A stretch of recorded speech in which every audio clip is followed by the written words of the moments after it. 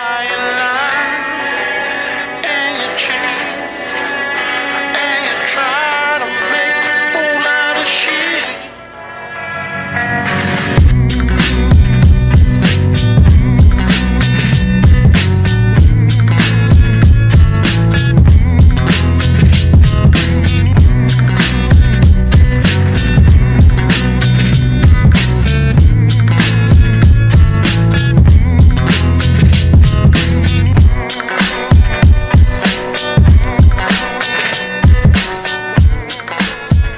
What's going on, ladies and gents, boys and girls, guardians of all ages? Joker back again once again, and today, people, today, unoriginal, derivative, and about damn time were the first impressions I got from the Destiny Year of Prophecy reveal. Metroid morph balls and other puzzle mechanics seemingly take the place of new subclasses in their Metroidvania-style DLC. But hey, at least this time it's actually Metroidvania instead of just saying it's Metroidvania, like with episode Revenant. This DLC, you can really see the copy-paste. So, hey, progress. But we as Destiny players already know that Bungie really enjoys their copy-paste, even when the assets aren't their own. The Marathon Alpha released recently, and its environments are covered with assets lifted from poster designs I made in 2017. Ooh boy, that does not look good. And hey, while this video isn't necessarily about this particular instance of Bungie's, what's the best way to put this? Coincidental copy and paste of other people's, work. It should at least be something you keep in the back of your mind when it comes to the idea of Bungie being able to create new and interesting ideas. And speaking of Bungie's new and interesting ideas, while I watched the live stream with bated breath and hype in my heart for Bungie's next year of Destiny, I couldn't get over the very sneaking suspicion crawling up the back of my spine. I'd played this before. Was this merely a case of some ADHD-addled, energy drink-fueled deja vu?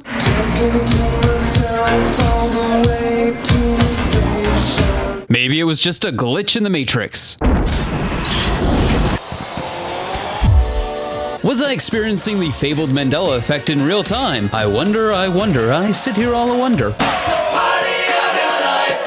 And yet, why does all of this seem so painfully, excruciatingly familiar, but not earned? Why are my pattern recognition senses tingling? Look, I'm just saying, if I have to make out with this 9-to-5 tech support nerd squad Bungie employee self-insert Timu Gordon Freeman looking motherfucker to save the galaxy because love is the antithesis of the indifference, then let's the galaxy burn. Also, Lloyd, really? Little on the nose, don't you think? But I digress. Now, remember when everybody on the always amusing Twitter.com believed that this New Frontiers DLC would take us outside the Sol system to seek out new life and new civilizations and boldly go where no Guardian has gone before? So that was a fucking lie. Yeah, we won't be doing any of that. Something, beware over delivery, something. What we are doing is we're going to Kepler. No.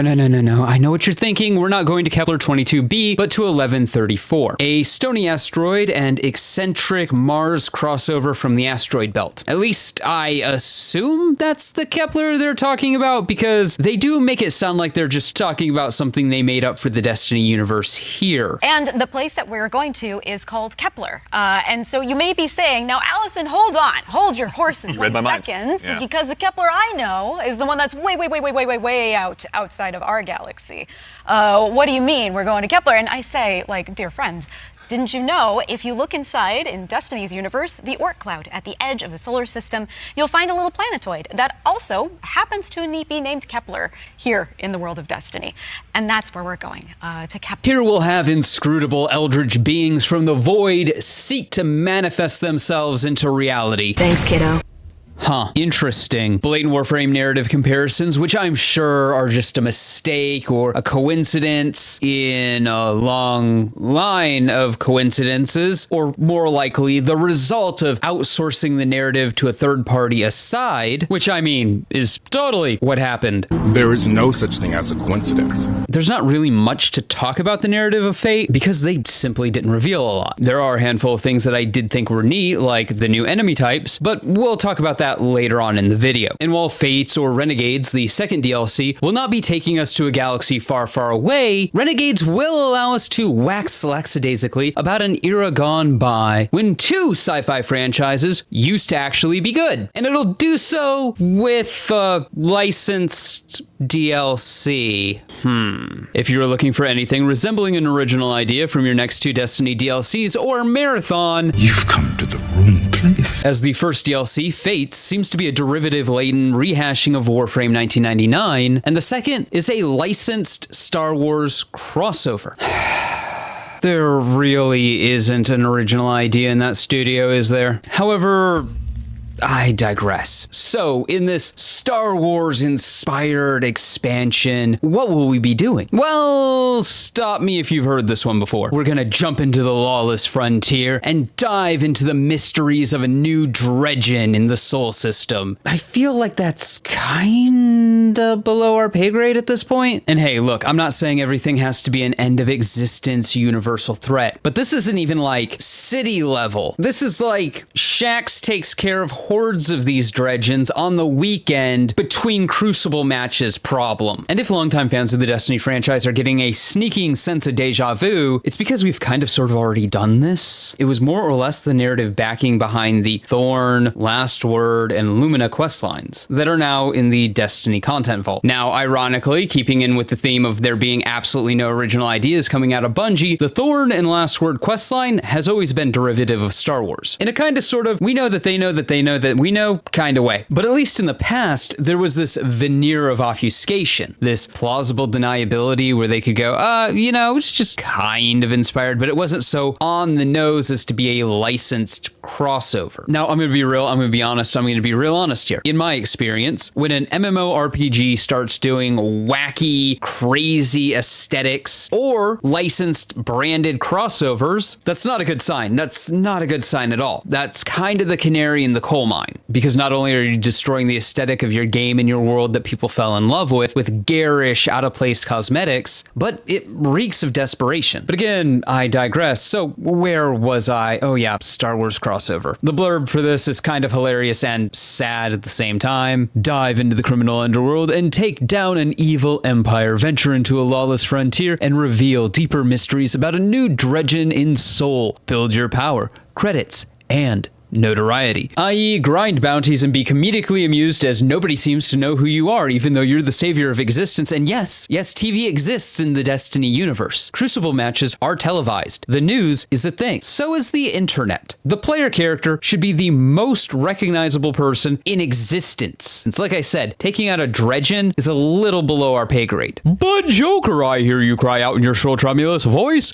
We could just be in disguise. We could be incognito. Yeah, if I was a dredgen, I'm this evil son of a bitch, and I'm ruling a criminal empire. An evil criminal empire. There would be a no helmet rule. Simple as that. Easy peasy lemon squeezy. It's called common sense. Now, of course, there are ways that they can justify this, like, oh, you're in the past. But that would be kind of dumb. This is probably the spider calling in a favor, and he's like, hey, could you go kill this cabal? That's this criminal overlord that just kind of reuses the Callus model. I wonder if they'll have sexy awoken silly me, I answered my own question. This is Destiny. Of course that's not going to happen. Yeah, personally speaking, I'm probably not looking too terribly forward to this crossover. Now, that could change. They could show me something that I'm like, oh my god, that blows my mind. But as is, But Joker, I hear you cry out in your shrill tremulous voice. So every other live service game is allowed to have collabs with other franchises except Destiny? You can literally be Nicki Minaj in COD, by the way. I want you to come here. Closer, closer still, even closer. Yeah, that was dumb too. I'm glad we're on the same page now. Look, I'm not saying, I'm just saying, it's really hard to get excited about something when everything that you've seen is just a hodgepodge of other companies, brands, and people's ideas. Like, what does that say for the future of the franchise, for the future of Bungie, for the future of Marathon, for their ability to surprise, delight, amaze, and inspire, when all they're doing is regurgitating other people's work? But Joker! I hear you cry out in your shrill tremulous voice. You're just being negative. Okay. Fine, I will give the positivity police a bone. There were some positives about this reveal. For starters, if Fortnite has taught us anything, it's that you can make your game a dumping ground for other IPs and make loads of money. Sure, it's a surefire way to fatigue your dedicated player base and destroy your aesthetic, the thing that they fell in love with, but I mean, it also draws in the casuals en masse, so there is that. It's almost pragmatic, and hell, as a pragmatist, kinda sort of respect it. After all, a trendy cash grab gimmick to attempt to garner or court the attention of a fickle mistress that is the elusive casual and or tourist is sure a whole hell of a lot easier than, I don't know, reinvesting in the new player experience and creating a game that people are actually excited to start playing without loads of baggage weighing it down. And let me tell you, as somebody who has recently replayed the new player experience for another video, boy, oh boy, is it bad. It's god awful. Playing that new player experience does not inspire a want to actually play Destiny. In fact, next to the price point, I would argue it's the greatest filter to getting players into this game. But hey, Star Wars! And just a reminder, these are the people that Sony spent nearly $4 billion to acquire so they could advise on how they run their other franchises. Which, if we're keeping count with Destiny, Concord, and Marathon, Bungie is a lemon, and if I was Sony, I would want my money back. Now, even though a cash grab gimmick is a surefire way to at least get eyes on your franchise, is that what we as players want? Don't get me wrong, the key has turned. This crossover is in the books. Nothing is going to stop it. You'd have to be delusional to think a little bitching on the internet would do anything. More so at this point. But as players, from a purely academic, canary in the coal mine, writing is on the wall standpoint, as people who have likely, hopefully, played other MMOs, it's kind of a tale as old as time. A franchise who is in its twilight years, dwindling in quality and popularity, whores itself out to other franchises and IPs. Not in a last-ditch effort to revitalize the franchise, but to milk it for all it's worth. I mean, think about it. We're jumping in the next saga of Destiny, and one of the first things we do is a branded crossover event. Taking on bad guys that are so far below our pay grade, it's not even funny. Like, really? Will I at least finally get a last word catalyst? Maybe they'll bring back the first curse.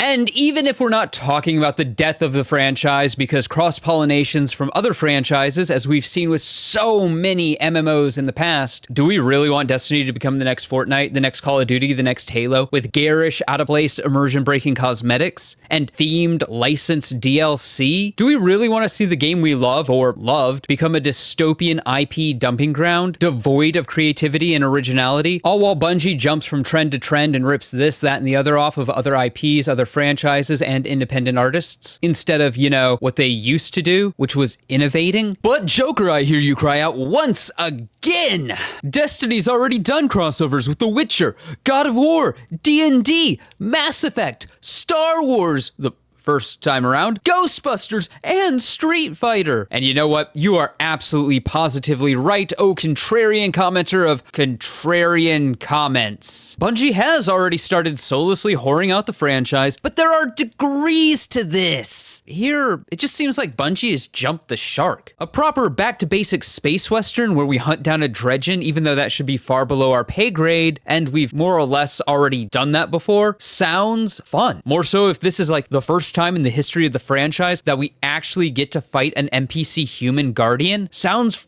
great, amazing. I'm excited for that idea on paper, though. Watch the new dredgen be a dread, or a fallen captain, or a centurion, or taken care of by Shin Malphur off screen again. But when you take that idea of a space western and you smear them in Star Wars vibes like you just stole them from an independent artist on Twitter, then throw in some Darth Vader cosplay running around, what you have is an immersion breaking mess. Like I said, there's layers to this. Like an onion, or ogres. Moreover, as we keep coming back to, what does this all say for Bungie's ability to surprise and delight moving forward, to be a cut above the rest, to be leaders in an industry, the leaders that Sony believed them to be when Sony spent $3.8 billion with a B, dollary dues to acquire them. It's really not a good sign when Bungie, this sacred cash cow, is following all the same trends and slop content models as everyone else. And again, following, not creating, not innovating, not doing something fresh and original and creating new spaces for content.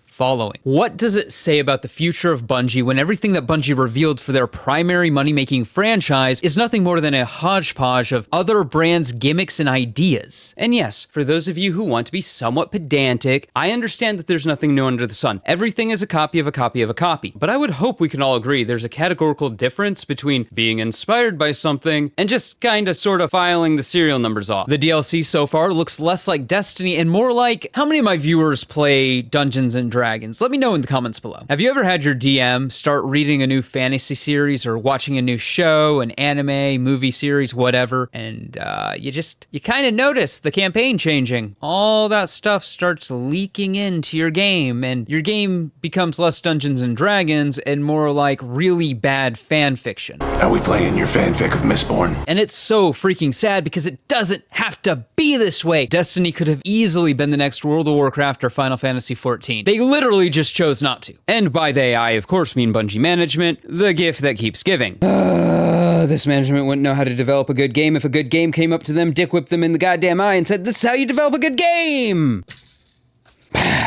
It is what it is. It is what it is. But hey, those have been my oh wait, I forgot about the positives, didn't I? While I could very easily just make that the joke and end the video here, there are some positives. However, all those positives do come with a caveat. That caveat being, of course, that most of the positive things do fall into the, well, I guess better late than never category. The new weapon rarities and tiers looks interesting, and it looks like people who care about that sort of thing will have something new to grind. Also, sprinkled throughout the presentation, we saw hints of at least a couple of new enemy types. Now, of course, it remains to be seen how impactful these enemy types will be to the overall gameplay and how much they'll change that, but at least it's something. And then, of course, last but certainly not least, there's Armor 3.0. First things first, I'm likely setting myself up for disappointment, but, well, take a look at this. Melee character stat. Reduces your melee cooldown. Increases the amount of energy from all sources. Enhanced benefit. Increases the damage done by your melee attacks. There's no qualifier there, so I assume, for the sake of argument at least, that means in both PvE and PvP against players and AI. Could OHK shoulder charge, if invested into, be back on the table? Of course, as we all know, ladies and gents, boys and girls, guardians of all ages, if they don't give me exactly what I want, the DLC will be shit. No.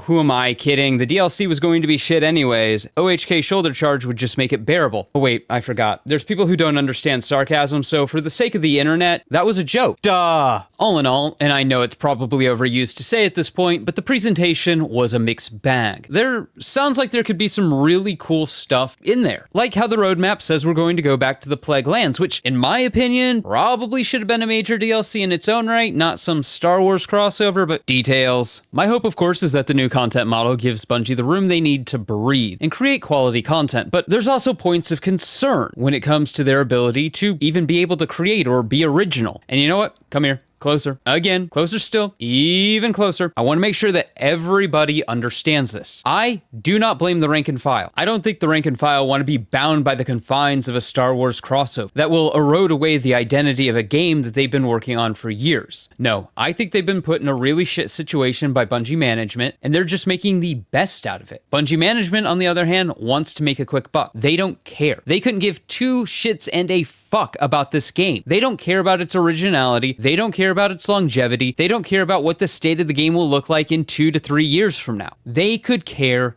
less. They care about short-term goals and short-term profits. They would slit the throat of the golden goose and shove their grubby little hands down its throat if they thought for a second that would get them a golden egg just a little bit faster. That's how short-sighted they are. Of course, we all know that's not how it works. You have to build trust. You have to nurture your franchises. But hey, those are just my thoughts. Let me know yours in the comments below. Remember to like, but only if you did. Subscribe for more. Feel free to donate to my Patreon if you're feeling particularly generous. And above all else, stay frosty.